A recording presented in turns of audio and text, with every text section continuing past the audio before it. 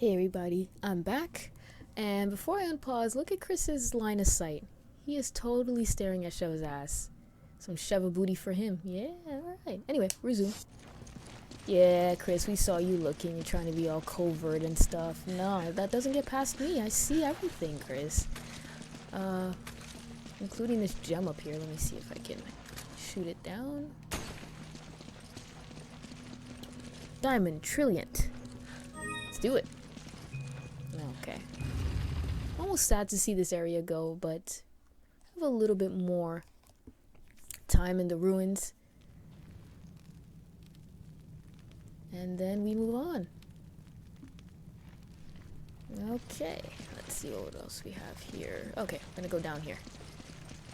I believe this is actually almost the sort of the tail end of this chapter, but I had run out of time in the previous videos, so I just left it off for here. Ah, this part. Yes.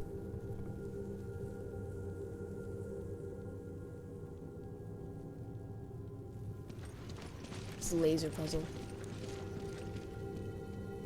Actually, this is like literally the only true puzzle in the game, and it's not even that difficult.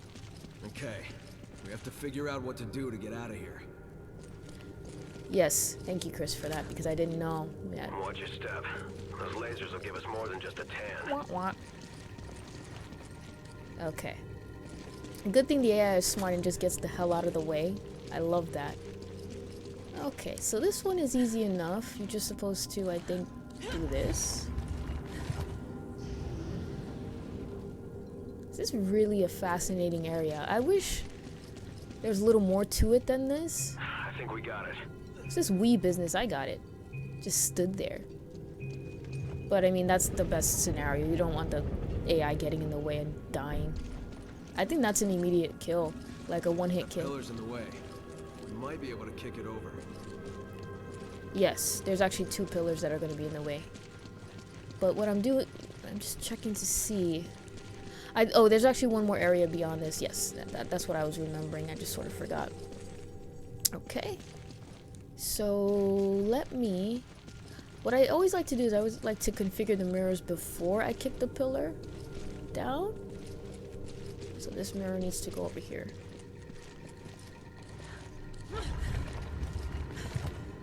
That's good. And then this goes. And this mirror needs to be moved as well. And then I think they're properly configured. I just need to now kick down the pillars.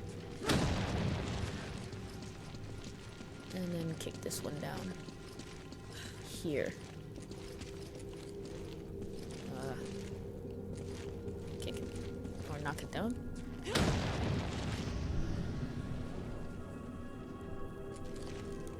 And I think that's it.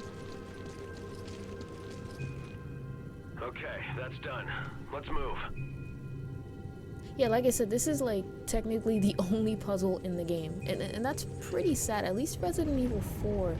How many puzzles did Resident Evil 4 have?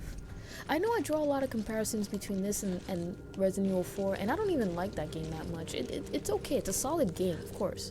This is a solid game too. But actually, what am I doing here? Okay, so this one's kind of cool. It's a little more intricate because first you want to point the laser to this thing here. If you want, that's completely optional.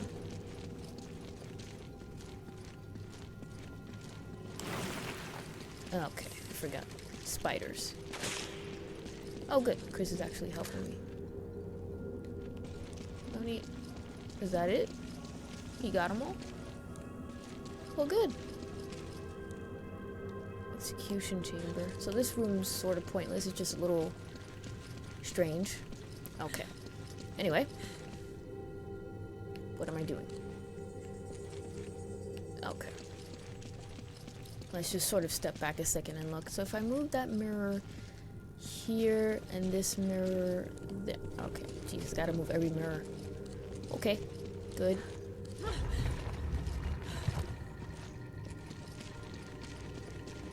I should move this one there and move this one. That's good. That's good. That's exactly what I want to do. So anyway, DC Douglas versus Richard Waugh. DC Douglas sort of came in, had some big shoes to fill, like this, this epic character, right? And I think he did a damn fine job. I think he also voiced him in what, Marvel vs. Capcom or something like that. He did Wesker's voice there. Oh, went the wrong way. The doors. Where are the doors? They are here. Excellent. Alright, so you have some treasures here, which is good. Okay, so I'm actually going to stand up here a second because... Now I switch to the shotgun because there's snakes in some of these. And they are, like... They are quite aggressive, they will bite you.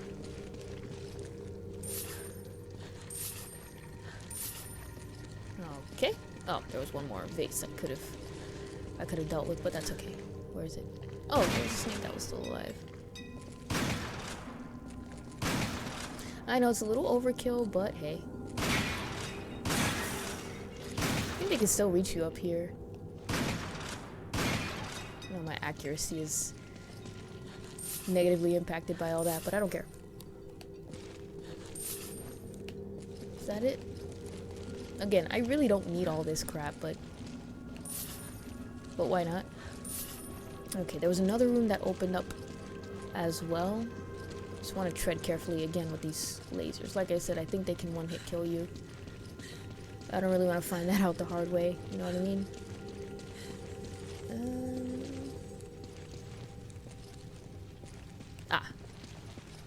Beetle gold.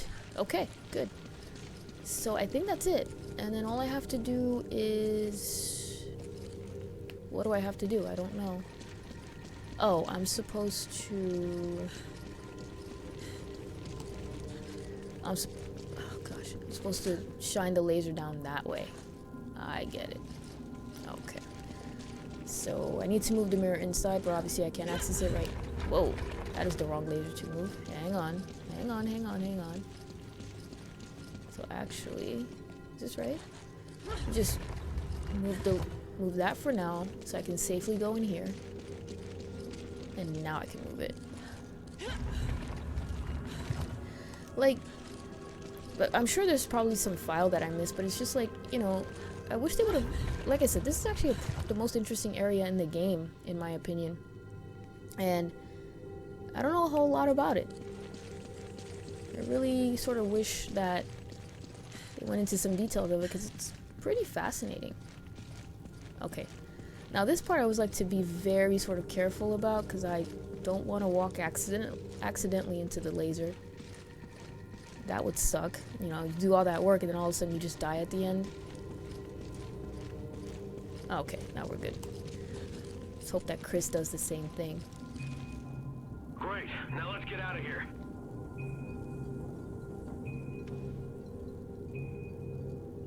He also walks very slowly too, which is good. I don't really want him taking any chances there. But we're moving on.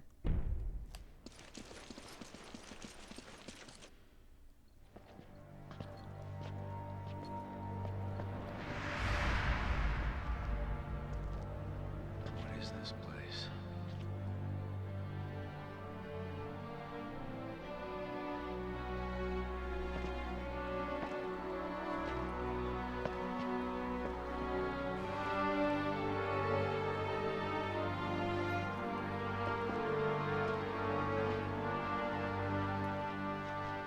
How can they survive underground?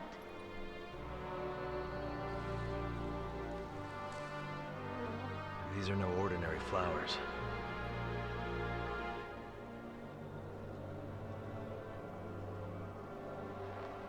Wait.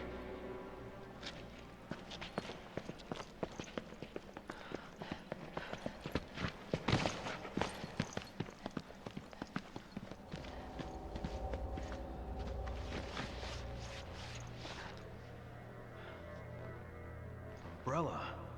What? What was Umbrella doing? I don't know. It doesn't look like anyone's been around for a while. You can be sure they wanted to keep this place a secret. Some of this equipment's got the Triso logo on it. Are they working together?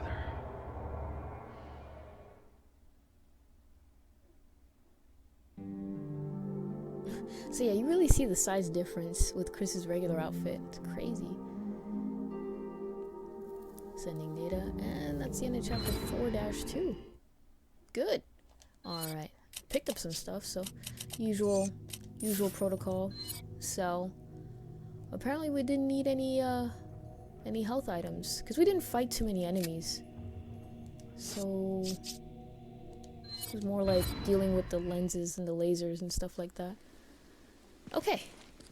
I wonder if this is what Irving meant by answers. Not sure. But obviously there's a connection here with Umbrella. And that's never a good sign. We can worry about this later. First, we need to find out about Jill. You're right.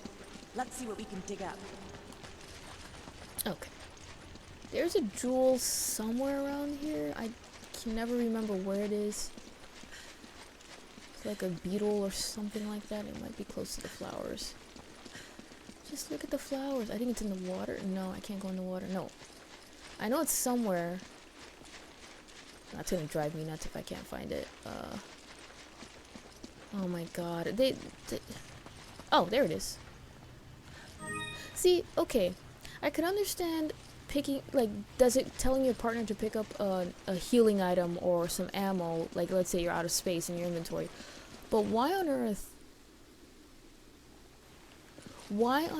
would you tell the partner to pick up the jewel? You know, that's not part of your inventory. It's just a waste of time. That's a little strange. So anyway, we're actually in Act 5. This is Chapter 5-1. Read document. Okay. From Chief Researcher Brandon's Journal, number 1. 1966. Whoa, that's old. December 4th. Mr. Spencer once spoke of a flower called the Stairway to the Sun. Supposedly this flower would give the person who consumed it incredible abilities. Everyone thought it was nothing more than a rumor or a legend that Mr. Spencer was telling us, but later research would prove us wrong. The first person to recognize the validity of that story was my teacher, Dr. James Marcus. He hypothesized that a virus, hereto unknown, might exist that could alter DNA. The man was so perspicacious. There's an SAT word. His hypothesis turned out to be correct. The virus discovered in that flower was labeled progenitor. For 3 months in Africa, we worked diligently, fretted over results, and staved off attacks from the Nidapaya. After such time, our efforts were finally rewarded. I don't know what the Nidapaya is. Was it that enemy that we fought, that boss? Even Dr. Marcus, who until yesterday looked exhausted, was in good spirits. He wants to return home as soon as possible to delve deeper into his research. I feel the same way. I want to learn the secrets of this progenitor virus as soon as possible. 67. February 12th. We've hit the metaphorical brick wall. We brought the progenitor flower back from Africa and attempted to cultivate it here. The initial culture samples of the progenitor virus have not shown DNA altering characteristics. We cultivated the flower to mass produce the progenitor virus. At first, everything proceeded smoothly. The plants were strong and grew quickly. In a short amount of time, they flowered. But here is when a major problem surfaced. The flowers did not contain the progenitor virus. Perhaps the environment in which they were grown triggers the development of the virus. This matter must be investigated further. March 23rd. We've made no progress. We've tried cultivating the flower under different conditions, but with no luck in triggering development of the virus itself. Thus far, we've tried changing the soil, water, temperature, and light exposure, all with no success. I got into a heated debate with Dr. Marcus about the direction this research was taking. During that debate, Mr. Spencer interjected some foolhardy notion of starting a company.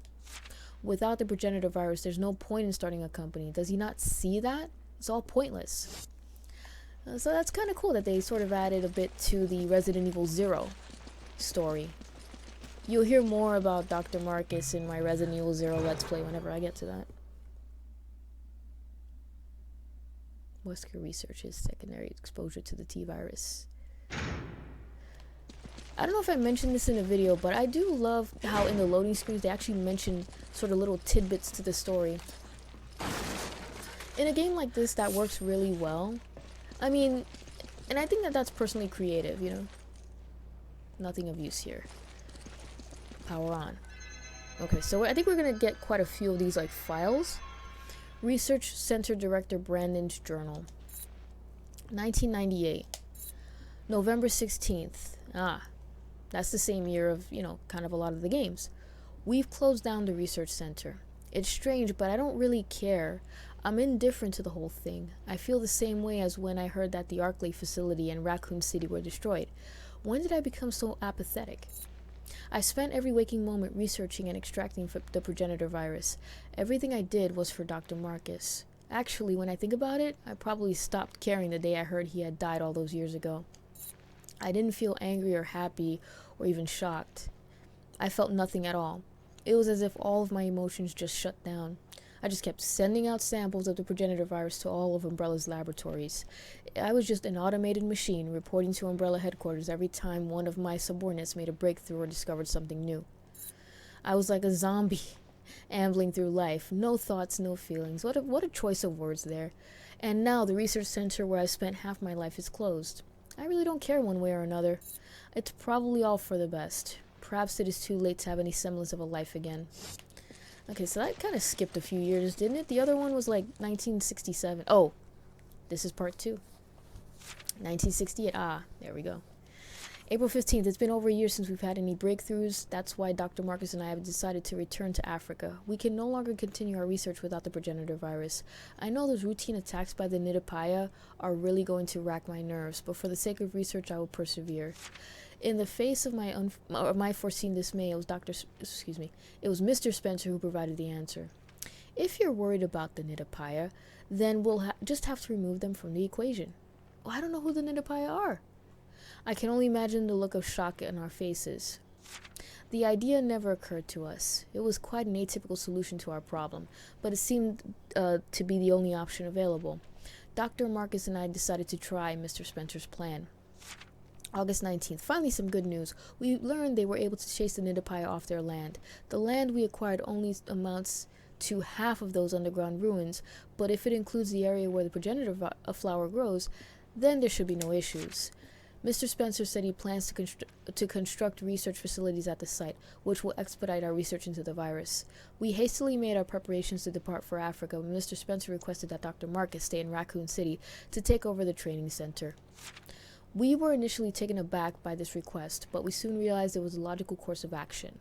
Dr. Marcus needs a calm environment to properly conduct his research. If he were in Africa, there would be no proper facility for him to use at this time. I just hope the African research facilities get built soon.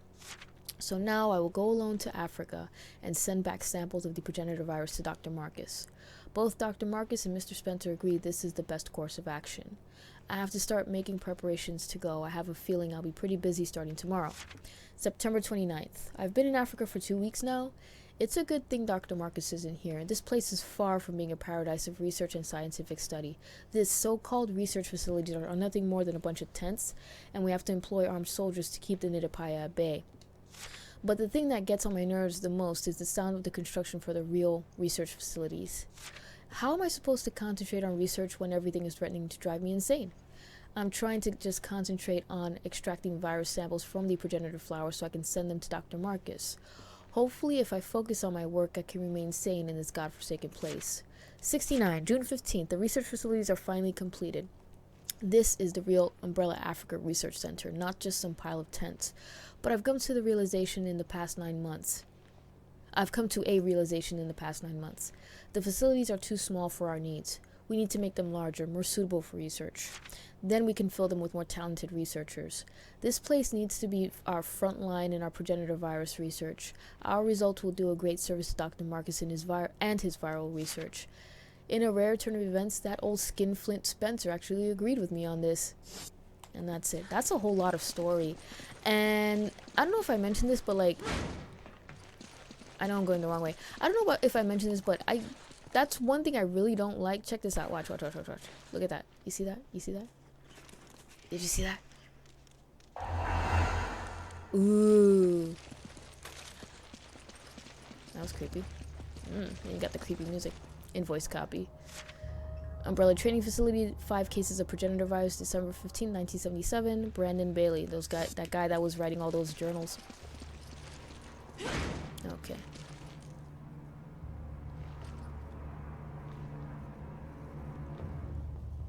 There you go. They must be processing these flowers to make something. Yes, Sheva, it's the progenitor virus you've been reading about. This is the facility from the picture. No doubt about it. We're finally getting somewhere. By the way, I love how the picture is just of Jill. Like, you don't actually really get a good look at what the facility looks like. Unless there's like another picture that I didn't see, or maybe it's just blown up. Okay, now we have Miguel talking to us now. Tricell researchers. Now we're dealing with Tricell. February 19th, when I heard it was the laboratory used by Umbrella in Africa, my expectations were raised, to say the least. But when I saw it, well, it's a lab in name only. I don't know how Umbrella ever used it, and Lord knows how Tricell could possibly have any use for it. The place was abandoned long ago, so there's nothing there of any value to us. Not one piece of lab equipment remains, at least nothing that still works. I can't say I'm surprised because I half expected this. Anyway, the important thing is the progenitor virus. If we didn't need that virus for our research, there would have been no need to come to this rundown Umbrella facility anyway. We already have samples of the T virus, the G virus, the T Veronica virus, and even the Las Plagas parasite. We have everything we need for our research. We just didn't have that damned progenitor virus. But we finally got our hands on it. Hopefully this will give us that much needed breakthrough in our research. I can't wait to start working on it. March 7th. I wonder who came up with the name Licker for those creatures. I mean, when you see its long tongue, you just know that it's the perfect name. But for researchers like me, BOWs like Lickers are just a pain in the ass. If I said Lickers were too perfect, I'd probably be going too far in my praise. But they're pretty much an evolutionary dead end. There's no room left for improvement. BOWs that were created using the T-virus don't seem to show much improvement when the progenitor virus is administered. I mean, their abilities show some slight improvements. For example, their sense of smell seems more or less improved. But that's all we've got so far. They're still blind as an old lady, and they're ugly as shit. The biggest jump in their evolution seems to be their ability to reproduce. I hate when things don't go according to plan, but since there's still a demand for Lickers on the BOW market, I guess things aren't all that bad. So that's just a nice little throwback to the wonderful Lickers that we first saw in the second game. And by the way, I first loved when they made an appearance here, but that changed quickly. Email. Hey, I know this is sudden, but I'm going to be getting some time off soon. We've completed most of our work on a new project. Sorry, you know I can't talk about work, so they're giving us some time off as a reward for all our hard work. All the staff are leaving tomorrow and we'll finally be getting out of this country. I'm heading straight back to Arizona and I can't wait to get home and see everyone. More than that, I think I'll just be happy to get away from the high and mighty Miguel. Guy thinks he's some sort of super genius. Miguel's a guy that sits next to me at work, and he's a good researcher and all, don't get me wrong. He's got some good ideas and is good at noticing details, but every time he opens his mouth, he just goes on and on about how great he is. You can't even begin to imagine what torture it is to hear that day in and day out. I wish we made a sedative that I could give to him. Forget all that. What matters is that I should be back home within the next few days. When I get back, I'll give you a call. We gotta go out and get smashed. I could use the break. Talk to you soon, Ryan. So like I said, this chapter is sort of chock full of all these documents on these computers and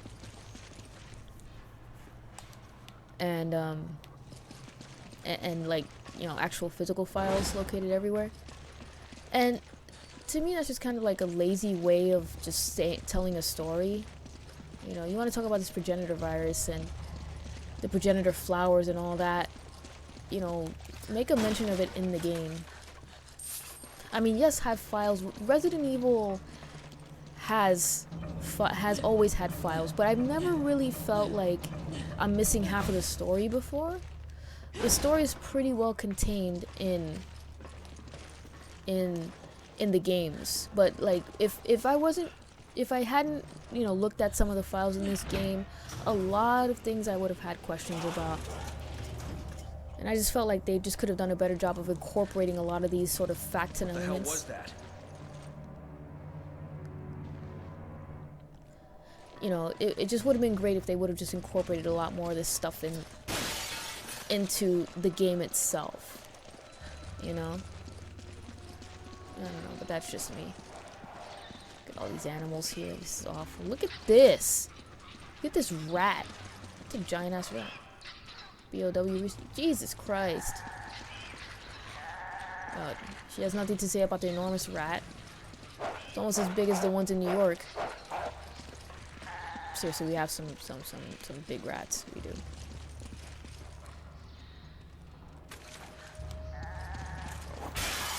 Hello. Like I said. Is there another one? Like I said, as soon as I realized that there were gonna be lickers in this game, I said, oh, dude, I'm there, you know? Dude, that's awesome, man. What a throwback.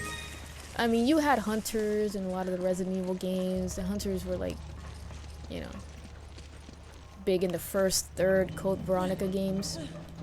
But it's like you didn't really see lickers in anything but the second game. I think they were in Survivor too. I actually have Survivor, and I played a tiny bit of it. I got stuck somewhere. It's a rail, sort of a rail shooter. Is it a rail shooter? It's a shooter type of game.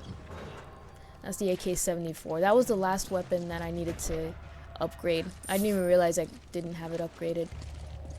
I'm surprised none of these computers have like files on them. But that's what I mean, you know, it's just like, you know, you have to really kind of stop and read all of the files to get a better kind of appreciation of the story. Thank God there weren't more of them. Yeah, we wouldn't last in a fight with a whole horde. Oh god. You know what that means. Okay, so what the hell is this?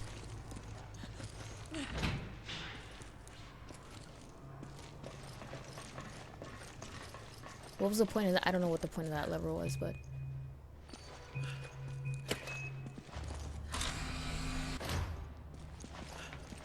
Alright, so what have we got here? I don't think they'll notice us. Maybe I shouldn't have raised the lever. Oh, don't jump. Guess their senses are weak. Just to be safe, we should be as quiet as possible. Yeah. How much you want to bet that that's not gonna last? Remember who's playing.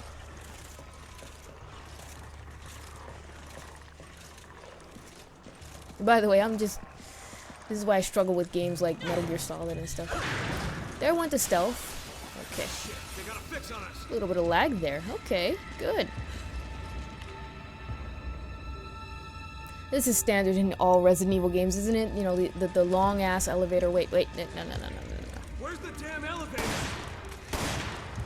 Oh, so welcome to my nightmare. Like I said, I love the fact that they had all these lickers around. It was cool. Or that they had lickers at all. And it was awesome. But then I realized they just, in my opinion, I think they just it was just insane overkill. Like, they had a crazy amount. And your first time through the game, oh, you gotta be kidding me, Chris. What the? Hurry up! Okay. Oh my god. Look at it. Look. You see, I did not ask Chris. Look at this. Look at this. Chris, get your ass in here. Look at how many lickers there were. Look at that. And my first time through this game, I was remembering the lessons I learned from Resident Evil 2, which was acid rounds. Rule number 1, acid rounds are your friend. So I thought. Nope, I was wrong.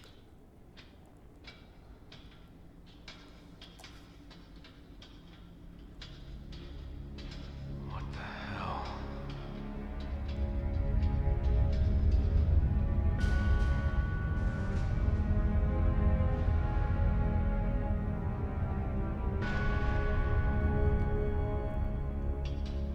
This was in the pictures, too. Wait. That means Jill might be here.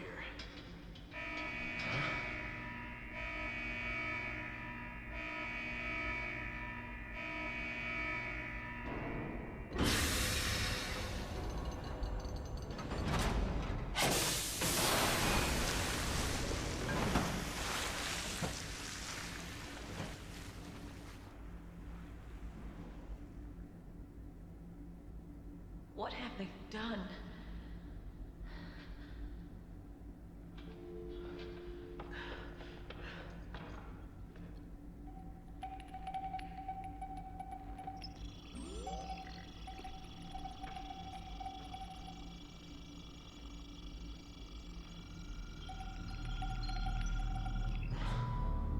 Jill.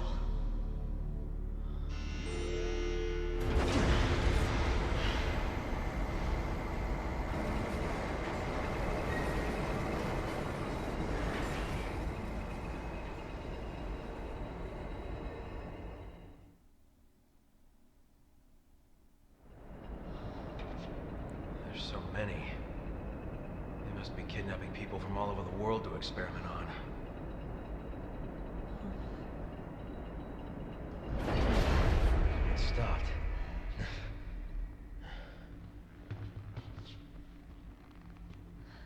Why?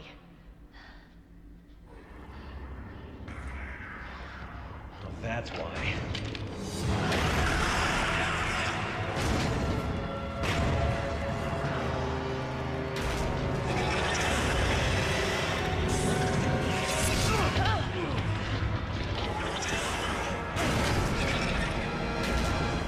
Okay, here we go. Generic boss number, like, 3. Shoot it in its obvious vagina mouth. Now, you can chuck a grenade in there, but I don't have any grenades, and I'm too lazy to get them. Okay. Yeah. Okay. So it kind of has, like, little mosquito-like enemies that start... Just gonna pretty much just focus on this guy. He'll eventually go down. Oh! Probably shouldn't have been that close. My bad.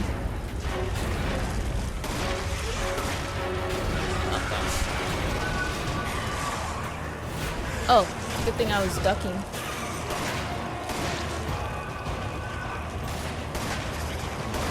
This just looks like a big spider, like, what the hell is this? Oh boy, hate it. I guess I can shoot at this thing too. Where are you at?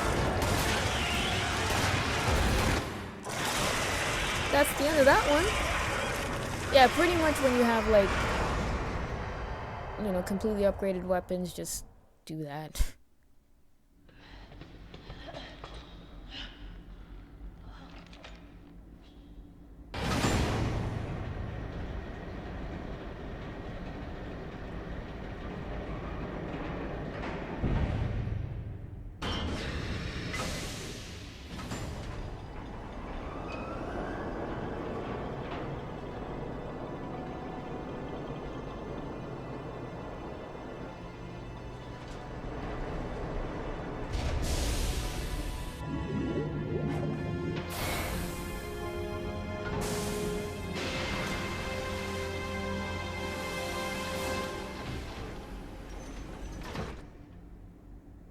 Damn it.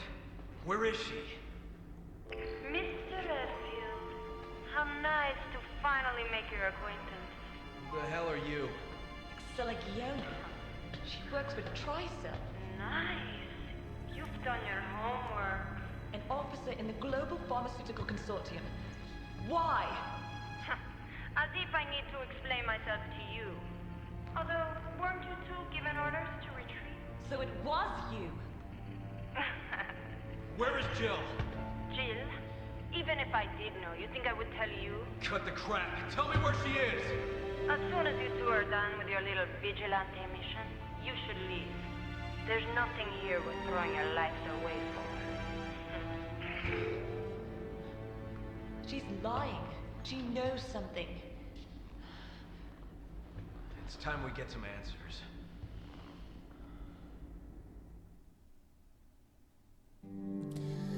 Alright, that's chapter 5-1. Oh, 80.5. Okay, great. Alright, I know I'm way over time, but I'll see you guys chapter 5-2 in the next video.